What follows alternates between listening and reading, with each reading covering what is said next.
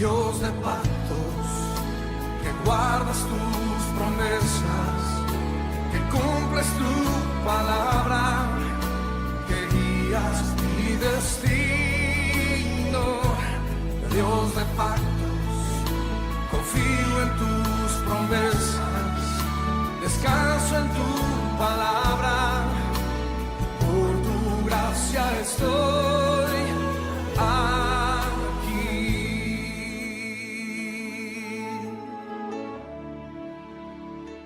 Dios bendiga, estamos emocionados de estar una vez más en sus hogares y grabando este otro programa. Queremos decirles que estamos felices por lo que Dios está haciendo. Hemos recibido buenos testimonios acerca de cómo Dios ha hablado a sus vidas. Y hoy queremos una vez más desarrollar un tema que les va a ayudar mucho a todos, cristianos y no cristianos. Y el tema que vamos a desarrollar ahora se llama el ciclo de la tentación y del pecado. Creo que toda persona cristiana nacida de nuevo, que tiene a Cristo Jesús en su corazón, lo que menos desea es pecar. Sin embargo, constantemente el enemigo o sus propios deseos carnales, lo que la Biblia denomina como concupiscencia, lo está hostigando, motivando a pecar. Pecar no necesariamente es hacer algo malo. También la Biblia explica que pecar es no hacer lo bueno. Pero lo que queremos hablar ahora es en cuanto a cómo uno puede vencer la tentación y no caer en la etapa de pecado. Pecado no necesariamente algo malo, sino que puede ser, por ejemplo, el tomar una soda. O yo no sé, cualquier cosa que a ustedes le han recomendado por su salud, el no ingerir. Entonces, un pastel de chocolate, tal vez una soda, usted sabe que no le conviene por su salud el tomarlo, entonces su concupiscencia, sus deseos lo motivan a usted a hacer eso, que no es malo en cuanto a malo, ¿verdad? A lo que malo puede ser un pecado, pero sí es malo para su salud. Entonces, queremos ayudarle a usted a identificar cómo la tentación llega, cómo no ser vencido por la tentación y entrar en la etapa de pecado, y es un círculo que vamos a explicar el día de hoy. Así que, gloria a Dios por nuestro líder, ¿verdad? Damos la bienvenida a mi amada esposa que está con nosotros. Vamos a empezar este tema y voy a comenzar diciendo esto, todos somos tentados, ¿ya? El pecado la tentación no es un pecado.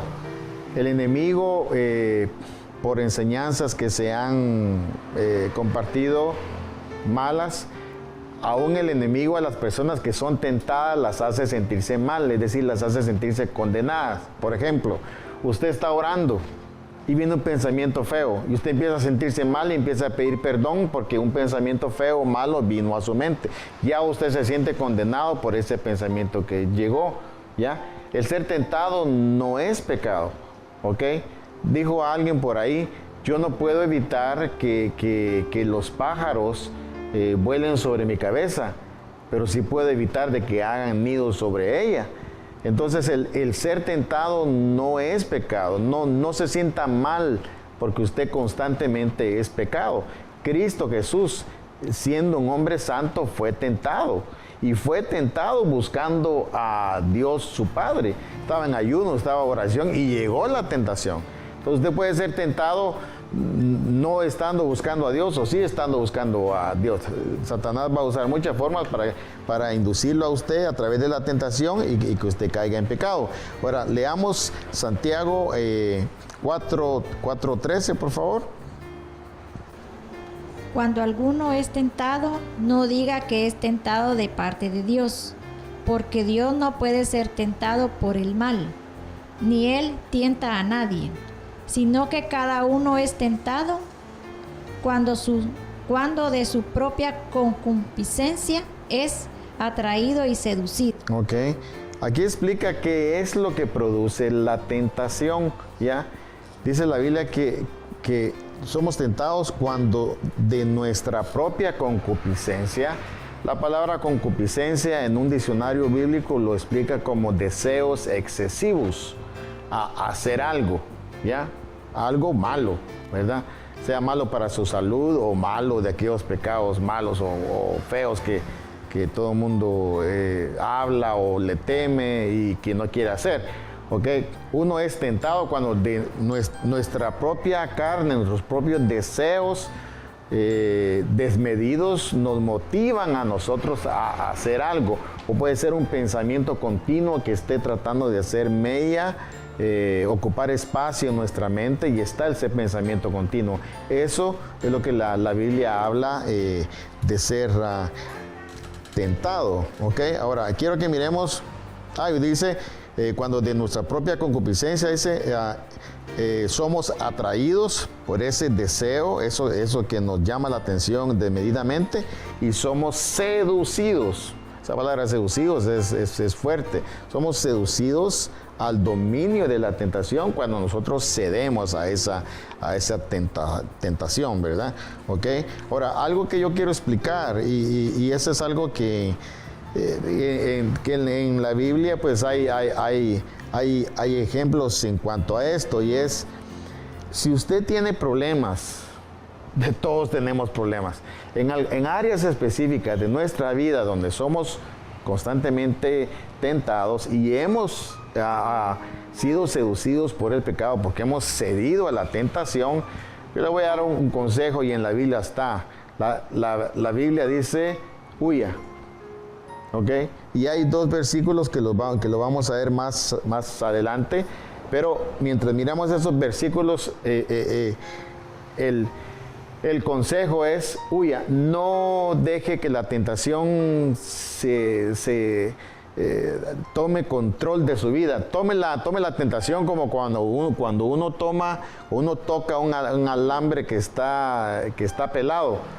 La electricidad lo toca a uno y uno retira el dedo. Esa es la actitud que nosotros debemos de tener ante la tentación. Entonces, si la tentación llega, es huir. No hay que manejarla y bueno, estar ahí jugando con fuego, porque es muy posible que vamos a ceder a esa influencia, ¿verdad? Hebreos 4:15, por favor. Porque no tenemos un sumo sacerdote que no pueda compadecerse de nuestras debilidades, sino uno que fue tentado en todo, según nuestra semejanza, pero sin pecado. Acerquémonos, pues, confiadamente al trono de la gracia, para alcanzar misericordia y hallar gracia para el oportuno socorro. Ok. A mí me llama la atención dos cosas de este versículo. Y dice, tenemos un sumo sacerdote, dice, que se compadece de nuestras debilidades. ¿Por qué se compadece de nuestras debilidades? Porque Él las sufrió, Él las sintió. Un ejemplo muy claro en esto es, por ejemplo, no sé, bueno, todos nosotros pasamos por etapas difíciles en la vida. Por ejemplo, puede ser que usted en su vida infantil fue rechazado. Usted sufrió de mucho rechazo. Usted vivió el rechazo, experimentó el rechazo. Y cuando usted crece y logra vencer ese sentimiento de rechazo, a usted le choca, a usted le molesta ver a una persona siendo rechazada. ¿Por qué? Porque usted vivió, usted sufrió eso. ¿Okay? Ese es el sentir de Jesús que hay. Cuando Él ve que usted está siendo tentado en algún área de las áreas débiles que nosotros tenemos, porque todos tenemos áreas débiles, ¿okay? No hay supermanes espirituales. Cuando Jesús ve, cuando Dios ve que usted está siendo tentado en algún área débil que usted tiene, Él siente o sea, Él se recuerda lo que Él sintió cuando Él estuvo aquí. Entonces, Él, o sea, con todo su corazón, con todos sus deseos, Dios le ayuda en sus debilidades. Cuando Dios lo ve a usted siendo tentado, no se aparta de usted, más bien se acerca a usted para ayudarlo. Así en nuestro sumo sacerdote, Él fue tentado en todo y bueno, Él sabe compadecerse de nuestras debilidades, ¿ok? Pero lo que me gusta también es, y no sé si ya leímos el 16, ¿ya lo leímos o todavía no? ¿Ok? Cuando dice, acerquémonos pues confiadamente al trono de la gracia para alcanzar misericordia y hallar gracia en el oportuno socorro. Mucha persona cuando está siendo tentada o cuando ya cayó en el pecado se aleja de Dios. Y la Biblia nos enseña que debemos hacer lo contrario. En vez de alejarnos de Dios, acercarnos a Él. Si usted está siendo tentado o ya se dio a la tentación y ya cayó en pecado, acérquese a Dios, busque a Dios. Ahí usted va a encontrar el refugio para salir avante en esa tentación que usted está siendo tentado. ¿Ok? Entonces Dios está dispuesto a ayudarnos a nosotros en las áreas débiles que nosotros tenemos. Donde está la tentación ahí latente, está queriendo invadirnos, Dios está dispuesto a ayudarnos y lo que tenemos que hacer es acercarnos al trono de la gracia. Gracia significa favor inmerecido. De repente usted y no es porque ya haya cometido el pecado, nosotros por nuestra vida, nuestra infidelidad, nuestra desobediencia, nosotros no merecemos nada. Todo lo que nosotros recibimos, hemos recibido y vamos a recibir de parte de Dios, lo vamos a recibir a través de la gracia de Él. ¿Ok? Entonces tenemos un sumo sacerdote que se compadece, está dispuesto a ayudarnos. ¿Ok? Y entonces lo que Él espera que nosotros nos acerquemos a Él. ¿Ok? Amén. Ok. Ok, ese es en el área de la tentación y ahí en la pantalla aparece un esquema que preparamos para usted donde habla de la tentación y bueno, aparece ahora otra flecha que nos guía hacia lo que se llama la confianza en sí mismo. Ok, y vamos a ver a Mateo 26:41, vamos a leerlo y vamos a hablar un poquito acerca de la confianza en sí mismo. Velad y orad, para que no caigáis en tentación. El espíritu a la verdad está dispuesto, pero la carne es débil. Okay. Cuando estábamos en la etapa de tentación, hablamos sobre cómo la tentación trata de actuar en nosotros y bueno, como que nuestras propias concupiscencias nos motivan, nos se quieren empujar a hacer lo que no tenemos que hacer.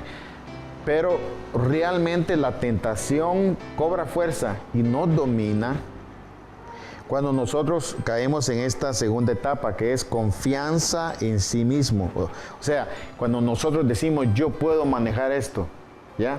Si usted tiene una debilidad con las sodas, ¿ok? De diferentes marcas, y usted sabe que usted es débil al nomás verlas, las sodas o sentir el olor, o sea, usted no debe de jugar con esa tentación, ¿ya? Si hablamos de el pecado del cigarro, ¿ok? Si usted es débil ante la tentación del cigarro, usted no debe de estar con personas que fuman, ¿ya? Porque usted hace más crítico su estado de tentación no estando cerca de personas que fuman, porque al estar cerca de esas personas usted va a sentir más crítico su estado y es lo más probable que usted va a caer, ¿ya? ¿Sí? Y otra de las situaciones es que cuando alguien tiene una tentación específica, si está relacionándose con esas personas que él es débil en esas áreas, lo que hacen esas personas es échate una, por ejemplo, si es el tomar, ¿verdad? Tómate una, hombre.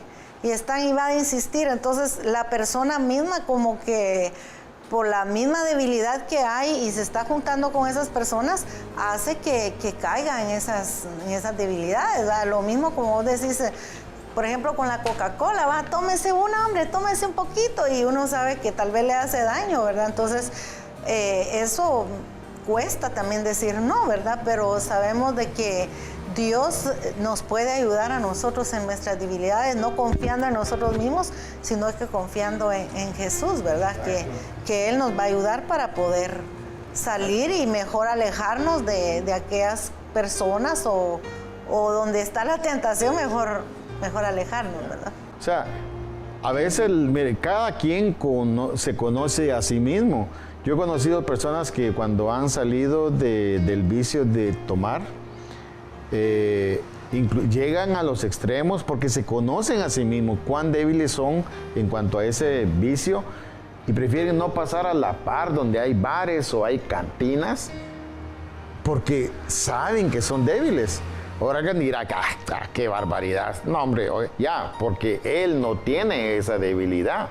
Pero la persona que tiene esa debilidad, de repente tiene que llegar a esos extremos mientras sale de esa debilidad que tiene o a lo menos aprende a cómo manejar su debilidad, controlarla, ¿verdad? Con el poder de Dios. Entonces, pues ya puede pasar a la par de una cantina o de un bar, pero de repente tiene que tomar extremos como esos, ¿verdad? Por ejemplo, el que tenga problemas con el sexo opuesto, si es un hombre y encuentra una señorita que de repente es hasta amiga, ¿ok? Y la señorita le pide jalón o él mira que ella está esperando un bus, mire, no le ofrezca llevarla. Si usted tiene problemas con mujeres, con el sexo opuesto, o al revés, mujeres con el sexo opuesto, con hombres, tienen esa debilidad, no juegue con pecado, ¿ya? El problema es que cuando caemos en la etapa de confianza en sí mismos, decimos, no, yo le voy a dar un jaloncito nada más y yo puedo manejar eso. ¿Ok? Yo tengo la debilidad de fumar, ve, ahí está fulano tal que está fumando. No, yo solo voy a predicar con él y de ahí me voy. ¿Ya? Ve, ahí está fulano tal, a él le gusta tomar y de repente tienen su cerveza por ahí o su botella de vino. Ah, sí, pero yo solo voy a predicar con él. Eso es confiar en su carne. ¿Ok? La Biblia nos enseña a nosotros, leamos 1 Corintios 6, 18. Huid de la fornicación. ¿Ok? Y 1 Corintios 10, 14. Por tanto, amados míos, huid de la idolatría. ¿Ok? O sea, el consejo de la Biblia es huir. Y huir es salir corriendo. ¿Ya? Y eso suena ridículo para alguien que está como quien dice en sus 5 sentidos. ¿Ya? Está en sí. ¿Ok? Pero para alguien que está en un conflicto con alguna debilidad específica, es mejor huir, es mejor apartarse, es mejor alejarse, ¿ya? Yo creo personalmente, porque yo lo he visto, ¿verdad? Realmente una persona llega al nivel de huir cuando ya varias veces ya ha sido tentado, ha manejado su confianza propia, ¿ya? Y no, yo lo puedo ya. Y cae, y después lleva las consecuencias del pecado cuando dice, no, ya no, entra en sí, o alguien le ayuda, o Dios directamente le ayuda, dice, no, yo ya me conozco, yo sé que lo que yo tengo que hacer es mejor huir, ¿ya? Entonces, esa etapa de huir, pues, algunos la toman temprano, otros la toman ya tarde, pues, ¿verdad? Por ejemplo, yo he tratado con hermanos que antes les gustaba pelear, ¿ya? Peleaban en la calle, peleaban con las personas, etcétera, ¿ya? Yo les he dicho, mire, usted tiene que llegar al nivel de decirle a la persona, si alguien quiere pelear con usted, dígale, mira, ¿sabes qué? Si peleo con vos me vas a pegar, mejor no peleamos. Y de repente el otro te le pegan una su manada por ahí, una su patada por ahí, dígale, mira, ¿sabes qué? Yo me voy, yo no voy a pelear con vos. Ahí se acaba el problema, porque si no, o sea, si usted sigue en ese conflicto ahí hablando con él o argumentando, usted va a caer en la tentación. Si somos débiles en algún pecado específico, tenemos que huir. Esa es la mejor salida, ¿verdad? ¿Ok? Ok, entonces, después de la confianza en sí mismo, yo puedo manejar esto. Seguimos con la otra flecha que nos lleva hacia lo que es el pecado. O sea, la tentación se hace fuerte, como dije, cuando entramos en periodo de confianza propia, no en confianza de Dios. Ok, sino en confianza propia. Decimos, no, yo puedo manejar esto, yo voy a salir de eso sin ningún problema. ¡Pum! Por jugar con fuego, con nuestra propia confianza, caemos en pecado y entonces caemos en la situación de comenzar a confesar pecados. Yo he conocido personas que pecan y piden perdón y sienten que no han sido perdonados, de ahí que entran en ayuno porque quieren sentir el deseo de ser perdonados y están pidiendo perdón, buscan ayuda espiritual para que ese problema, esa culpa que ellos tienen sea quitada. Mire, yo le voy a decir algo que le va a ayudar mucho. Si usted en un momento dado pues ha caído en pecado y está siendo víctima de pues ya de las consecuencias de los pecados, quiero que leamos en 1 Juan 1:9. Si confesamos nuestros pecados, Él es fiel y justo para perdonar nuestros pecados y limpiarnos de toda maldad. 1 Juan capítulo 1, versículo 9, que es el que leímos. Quiero decirles que habla sobre la confesión de pecados, ¿ya? Muchas personas, y eso es algo que se sigue enseñando, y bueno, nosotros en la iglesia hemos avanzado mucho en esto y hemos enseñado en cuanto a esto, en cuanto a la confesión de pecados. Realmente la confesión de pecados ya no, bueno, sí existe, pero no debería de existir. En nuestro programa pasado enseñamos que Cristo Jesús perdonó todos nuestros pecados, ¿ya? La mejor actitud que un cristiano cuando peca debe de tener es decirle: Señor, este pecado que acabo de cometer, gracias porque hace 2000 años tú lo llevaste en la cruz de Calvario. Yo me levanto, Señor, soy justo por la fe, me levanto y sigo caminando. De lo contrario, si usted no toma esa actitud, que es lo que la Biblia enseña cuando uno la estudia a profundidad, usted entra en la etapa de pedir perdón, ¿ya? Y usted no logra reconciliarse consigo mismo. Con Dios no, porque ya está reconciliado desde que aceptó a Cristo Jesús, pero hay un conflicto con sí mismo donde usted no se siente bien. ¿Por qué? Porque no siente que ha sido perdonado, ¿ya? Entonces, y el enemigo se aprovecha de eso, pues, ¿verdad? Y le susurra, le manda pensamientos, le manda sentires donde usted no ha sido perdonado, a tal extremo que hay mucho cristiano nacido de nuevo, por una o X o Y razón, entró en la tentación, cayó en pecado y se alejó de los caminos del Señor. Cuando lo que la Biblia nos enseña en Proverbios, desde que 7 veces cae justo y se levanta, ¿ya? Entonces, y el número 7 significa perfección en la Biblia. O sea, hasta va a llegar el nivel en que esta persona pues cae, se levanta, va a llegar a entender realmente que el pecado no le trae nada bueno. Es algo que tiene que entrar aquí y aquí, pues, ¿verdad? Entonces, cuando ya llegas al nivel, dice, no, se acabó, yo huyo mejor de la tentación, no voy a entrar en conflicto de confiar en mí mismo, mucho menos en caer en pecado, yo salgo de esto, ¿ya? Pero quien va a lograr hacer eso es aquella persona que sabe que Dios ya lo perdonó, que cometió un error, pero sabe que Dios ya perdonó sus pecados y que no tiene que estar pidiendo perdón ya, simplemente tiene que levantarse y seguir adelante porque camino de bendiciones le espera, ¿verdad? ¿Ok? ¿Sí? ¿Esto fue escrito específicamente para algún grupo? Eso es importante que lo digas, o sea, porque precisamente por eso es que muchos confirman a través de la Biblia que la confesión de pecados existe. Primera de Juan capítulo 1 fue escrito para los gnósticos, ¿ya? Y se ve bien en todo el capítulo donde se habla a personas que no son cristianas, pero ya en el capítulo 2, hablando primera de Juan, el capítulo 2, versículo 1, dice, hijitos míos, ahí empieza a hablarle a los cristianos. Los gnósticos se habían incrustado en el grupo de los cristianos en aquel entonces a ellos se fue referida esta porción de esta carta. Y entonces él decía, bueno, si ustedes confían en sus pecados, pues Dios es fiel y justo para perdonarlos. Pero a nosotros los cristianos, nuestros pecados, pasados, presentes y futuros, ya fueron perdonados, ya a través del sacrificio de Cristo Jesús. Gracias, amor, por recordarme esto, ¿ok? Vamos a pasar ahora, nos sigue indicando la flecha y vamos a pasar a la etapa de condenación, ¿ok? Y para la condenación, ¿qué es la condenación? La condenación es simplemente la sentencia el sentir que Satanás pone por lo que nosotros hacemos, ¿ya? O sea, cada una de estas etapas va acompañada de sentires de parte del enemigo. En la etapa de la tentación hay un sentir. Nos sentimos, es un sentir de tentación, es un nerviosismo, nos ponemos como friolentos, ¿verdad? Temerosos, ya esa es una etapa de la tentación.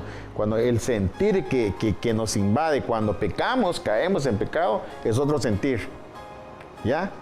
Lógicamente proporcionado por el enemigo, ¿ok? Eso ya es un sentir diferente. Mucho pudo haber gozado el pecado, ¿ok? Mas sin embargo, cuando después un nacido de Dios cae en pecado, después de que comete el pecado, es un sentir feo, ¿verdad? Diferente al de la tentación. Y luego viene el sentir de la condenación, que es el que surge después de que nosotros pecamos, ¿verdad? La condenación es cuando el enemigo nos dice, ya viste, lo volviste a hacer, vos no sos cristiano, vos no sos nada, vos sos un hipócrita, vos no servís para nada, vos sos un sinvergüenza, y lo haces en ocultas. Ya, el mismo que nos tentó, ahora nos está condenando, ¿ya? Entonces, vamos a leer acerca de la condenación, ¿ok? Y bueno, y quizás algo es la condenación a nosotros. Cuando nosotros nos sentimos condenados, caemos en esto, comenzamos a hacer votos o promesas. Y cuando está el sentir, Dios mío, lo volví a hacer, volví a caer en pecado, volví a ceder a la tentación, comenzamos a hacer votos y decimos, Señor, te prometo ya no lo voy a volver a hacer. Señor, perdóname, pero te prometo que, ok. ¿Qué pasa cuando nosotros hacemos votos o promesas? Esos votos y promesas son expresiones que salen de nuestro propio yo, de nuestro propio ego, ¿ya? Una característica de nosotros por ser infieles es que no cumplimos nuestras promesas. Y si las cumplimos a medias o por pedacitos, ¿verdad? O sea, en la Biblia hay ejemplos de personas que le prometieron a Jesús, te voy a ser fiel, no voy a dejar que te pase esto. Y son los que al final terminan fallándole más a Jesús porque le prometieron a Él. O sea, las promesas, los votos, son simplemente frutos de nuestra propia carne, ¿ya? No debemos decir, primero Dios, ya no lo voy a hacer. No diga ya no lo voy a hacer, simplemente diga, Señor, gracias, por si lo vuelvo a hacer, tú ya me perdonaste. Entonces eso libera de usted como un compromiso, una carga, un sentir que usted tiene que cumplir, ¿ya? Porque, y el asunto es que cuando usted no cumple, después de que ya ha prometido, la condenación vuelve a ser aún más fuerte, ¿ok? Entonces, cuando usted esté siendo condenado, lo que usted tiene que hacer es meditar en versículos como el que vamos a leer ahora. Romanos 8:1. Ahora pues, ninguna condenación hay para los que están en Cristo Jesús, los que no andan conforme a la carne, sino conforme al Espíritu. Ok. Algo y yo sé que ahí en la pantalla va a aparecer esto, es Romanos 8:1, como está escrito en la Biblia, en el original no está completo, solo dice, ahora pues ninguna condenación hay para los que están en Cristo Jesús, hasta ahí llega. Lo demás, los que no andan conforme a la carne, sino conforme al Espíritu, eso fue agregado. Seguramente los traductores no podían entender cómo es posible que ahora ninguna condenación haya para los que están en Cristo Jesús, ¿ya? Y ellos agregaron, los que no andan conforme a la carne, sino conforme al Espíritu. Si nosotros tenemos a Cristo Jesús en nuestro corazón, ya no hay condenación. ¿Por qué no hay condenación? Porque todos nuestros pecados han sido perdonados, ¿ya? Pero si aceptamos condenación, entonces comenzamos a pedir perdón, comenzamos a hacer promesas, comenzamos a hacer pactos, a hacer votos, y al final ¿en qué terminamos? En nada, y quizás peor, ¿ya? ¿Ok? Entonces no hay ninguna condenación. Si usted pecó, levántese en el nombre de Jesús. 7 veces cae el justo y se levanta. Ya, ponga su mirada en Dios, porque en Dios no hay ninguna condenación. ¿Ok? Romanos 6:14 dice, porque el pecado no se enseñoreará de vosotros, pues no estáis bajo la ley, sino bajo la gracia. el evangelio de la gracia es muy criticado porque se cree que es un evangelio que motiva a la gente a pecar. Mas, sin embargo, el evangelio de la gracia lo que hace es liberar a la gente de la fuerza del pecado. ¿Ya? Cuando uno está viviendo bajo la ley, decir, ya no voy a pecar, con la ayuda de Dios ya no lo voy a hacer. Primero Dios que usted se está como proponiéndose usted mismo a no pecar, no lo haga, porque usted está poniendo en el plano de la ley, y lo que va a pasar es que el pecado se va a enseñorear sobre usted. Pero la Biblia dice que el que vive bajo la gracia, el pecado no se enseñorea sobre él. ¿Ya? Entonces que Dios nos revele su gracia, su amor, su misericordia, porque en Él hay perdón, en Él hay misericordia, en Él hay gracia, en Él está dispuesto a ayudar, no importa qué pecado grande usted haya cometido y que ahora esté llevando las consecuencias, Dios le ha perdonado. Salga de ahí, levántese en el nombre de Jesús y Dios está dispuesto a restaurarlo, no solamente a usted, sino restaurar los daños, las consecuencias que su propio pecado ha cometido. Y bueno, en Dios usted puede no solo restaurarse totalmente, sino que todas las cosas pueden ser restauradas, ni siquiera al doble, al triple, sino 7 veces más. Así que esperamos que le haya sido de bendición esto y esperamos vernos en la próxima reunión. Amén. Dios de pactos, que guardas tus promesas, que cumples tu palabra, que guías mi destino. Dios de pactos,